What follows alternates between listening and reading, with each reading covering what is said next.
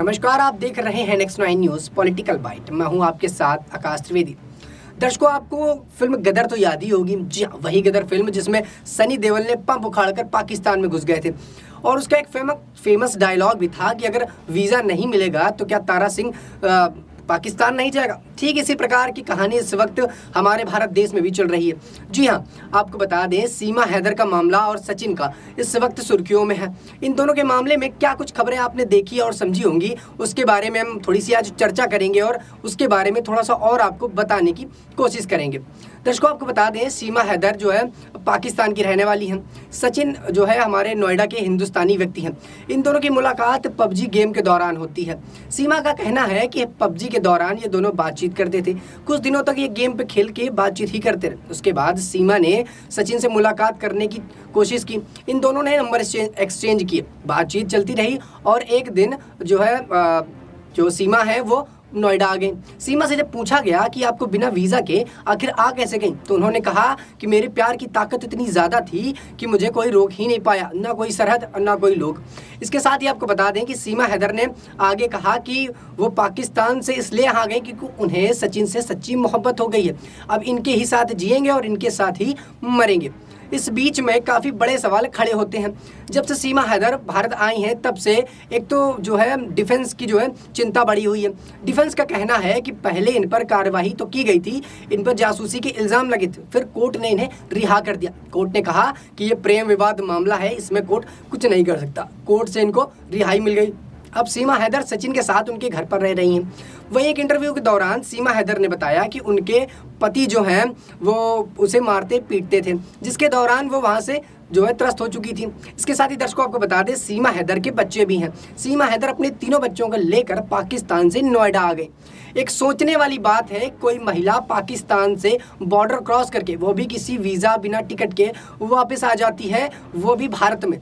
जबकि भारत और पाकिस्तान के मसले कुछ खास सही नहीं है। दोनों देशों के बीच में कुछ ज़्यादा ही तनातनी है। दोनों देश एक दूसरे को देखना भी पसंद नहीं करते। दोनों देशों के बीच में तनातनी का हमेशा माहौल बना रहता है। पाकिस्तान जहां एक और बार भारत पर कटाक्ष करता है और भारत पर हमले करवाता है, वहीं भारत इसके पलटवार करते हुए जवाब देता है। तो इन दिनों बीच अगर इस प्रकार की कोई घटना सामने आती है तो उसे इस प्रकार से अनदेखा कैसे किया जा सकता है। सीमा हैदर पाकिस्तान लांघ कर बिना वीज़ा बिना टिकट के यहाँ पर आ जाती हैं और हिंदुस्तान में एक व्यक्ति के साथ रहने लगती हैं, जबकि सीमा हैदर के 3 बच्चे हैं। आगे सीमा हैदर ने बताया कि उनके पति जो है उनसे मारपीट करते थे।